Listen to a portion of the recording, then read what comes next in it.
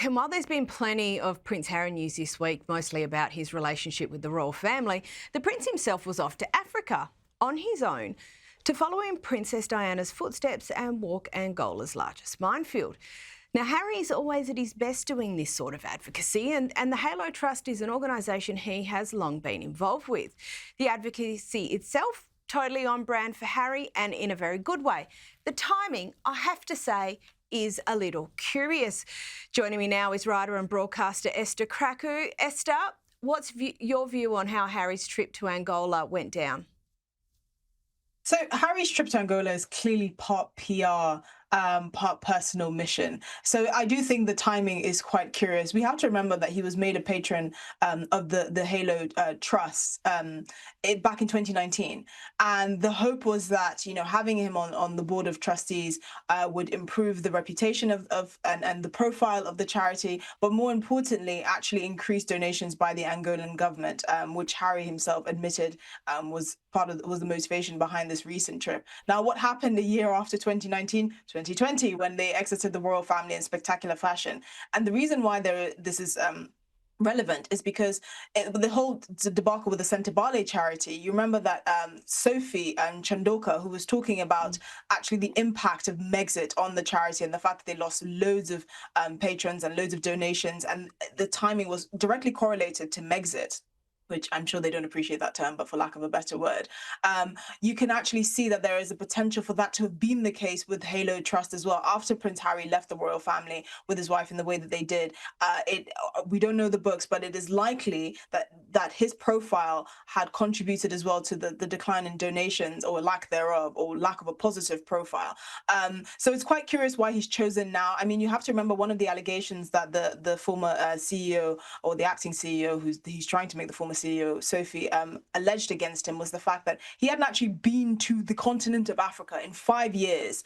And the only time he did return was at her invitation to come and say, hey, come and look at the good work that your charity is doing. So he kind of really had a hands-off approach, which many thought, actually, he's only doing these sorts of things to kind of boost his image, but he's not really a hands-on person when it comes to his charities. Now, of course, this is not his actual charity. He was just made a patron and put on the board of trustees. But again, the timing looks suspicious. The same time that he's trying to have reconciliation talks with his family, he's now going to Angola to do this. Obviously, he is aware that his public profile needs to have a bit of some spit shining done, should I say. And actually, he chose to go on this trip solo and said that he didn't want Meghan to come because it would be too dangerous. Of course, we understand that taking your wife to potentially walk down a former landmine is dangerous, although it was likely very safe. They wouldn't let the prince go until they knew it was safe. But again, he took it to Nigeria, he took it to Colombia. So again, many people are not really buying that this is where he draws the line, but apparently England is too dangerous for his wife. So this is definitely, no matter how you try and spin it, definitely partly a PR exercise. And I think that the prince is using this as an opportunity to have some more positive headlines in the news regarding himself. I think that's a very astute observation, Esther. Now, President Trump, we know he's visiting the UK in September for a historic second state visit. An update this week. What's going on? Yes, so Donald Trump is going to be visiting the UK on a state visit, and now we can reveal that the date is between September 17th and September 19th. Parliament is in recess during that time, and there was speculation that they've chosen these dates so that he doesn't have to actually speak in Parliament in Westminster, and then the potential for a whole debacle of MPs storming out or people heckling him doesn't actually happen, which would be a complete diplomatic disaster and something that President Trump will not take lightly. Now, we already know that he's made history. He's the first and only US president to date to be awarded 2 state visits. We know that historically, second-term American presidents are not awarded a second state visit, but actually just tea and lunch with the monarch. And we saw Keir Starmer presenting him with this second invitation back in February, which was seen as kind of a diplomatic stroke of genius. And now Donald Trump was actually supposed to see the King Charles, in Scotland when he's up there over the next few days between, I believe, July 25th and July 29th to stay at his golf courses and to view them. But apparently, because of the nature of this massive state visit, which will be conducted by the King and Queen in Windsor Castle, they don't think it's necessary to also then have him meet the King and Queen when he's in Scotland. We do know that Keir Starmer will be having an informal meeting with President Trump King Trump, I'm sure he'd love that, with President Trump while he's up there. But the King and Queen will only meet him when he's in September for his formal state visit. Now, on to the family reconciliation, and there's plenty of it in the news at the moment. But commentator Carol Malone had this to say regards Prince Harry. I think they have to reset relations from this point onwards. I think what will definitely happen, in fact, is that they will lay some ground rules for communication from now on. And Harry cannot repeat what goes on in these private conversations, because Harry really wants reconciliation and he wants to be able to freely speak with his father. At the moment, he can't even get hold of his father. There is zero contact. He can't get through to him on the phone. He has to go through aides.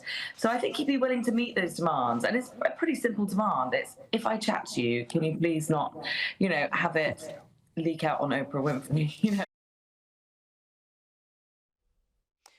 Is she close to the mark in your view, or is there a bit more to it?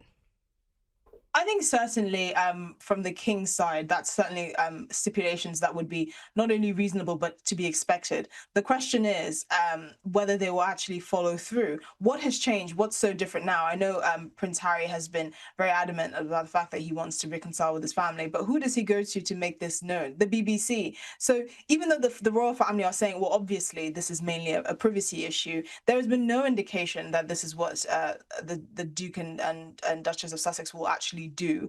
And even if they choose to try and keep things private, we know that the whole ecosystem and infrastructure around them means that it will likely leak. So even if they don't intend for any private conversations to leak, do they have the kind of encoded security apparatus and infrastructure to prevent phone tapping, for example, which we know that Prince Harry has received settlements for? Or will they say things to their friends in Montecito that could eventually be leaked into the media in one form or another? So while I do think this is an olive branch, I actually don't think anything will come of it. I think Prince William in particular will say, I don't trust this person.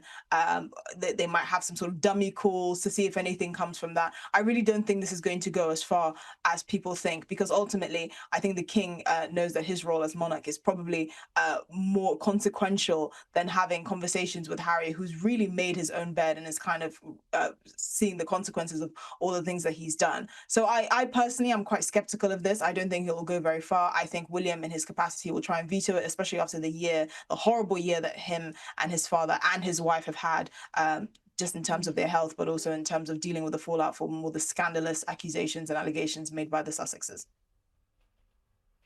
And a bit more scandal, maybe.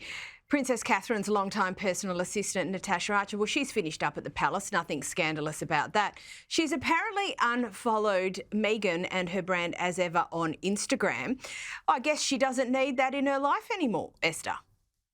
I think so as well. I think she's having a bit of a detox. And to be perfectly honest, I think mainly the only reason why she followed those brands was just research. She's working with she was working with Princess Catherine. It's important to know the environment that you're working within. I was going to say know your enemy, but I don't think they would phrase Meghan as so much of an enemy. But it's important to know these things. And I think that's basically the only reason why she did it. It was for professional reasons, to kind of keep up with what's going on, to see if there's going to be any overlap. A lot of people don't understand the amount of strategizing and work that actually goes into not only curating a public image, but making sure that all the noise doesn't seep through. Because at the end of the day, they're professional, basically ambassadors. They represent charities, and the UK, as uncomfortable as it is, they have to make sure that they have their ear on the ground and know that any kind of potential disruptions to what they're doing and anything that can negatively affect all the charities and work that they do is scoped out and limited. Absolutely. Now, one last topic, and I've only got about a minute left. And you'd think the King would have enough on his plate, but some really quirky reports this week. First, there's an investigation going on at Highgrove. You'll have to tell us what that's about. But apparently the King also needs to find a home for the bats at Dumfries House. Yes. So on Dumfries House, this is quite an interesting one, because last year, November 2024, the King revealed his plans to turn it into a wedding venue, because you know that the King is trying to downsize not only the monarchy, but also the expenditure and all the kind of assets under its control, and trying to kind of melt it more into the public and to generate more income for the public, so the public can enjoy it, and it's not seen as one man kind of hoarding all these assets to no use of the public. But unfortunately, what happened was the local council said you can do this, but there's evidence of bats in the area. So not bats actually on the property, but in the area. So you have to come up with a conservation plan to actually protect those bats, which the residents has now submitted. And in terms of Highgrove, there's a kind of a bit of an employment scandal, because 11 of the 12 gardeners that have been hired over since 2022 have all quit. And there have been allegations that their request to have mental health counselling to managers hasn't been taken seriously. We know that King Charles is very passionate about this. So there have been rumours that he's kind of not been impressed with some of the gardeners and their knowledge of the flora and fauna that has been charged under their care. So it's more of a hiring issue. How directly involved the king is with this is still remains to be questioned. I mean, this is a man who has his schedule booked 3 years in advance, so I don't think he's that involved. But that is kind of the scandal there. You know, people coming forward and saying they've been unhappy with the employment, and all of them have been on minimum wage basically, and they think their job is far more demanding than that.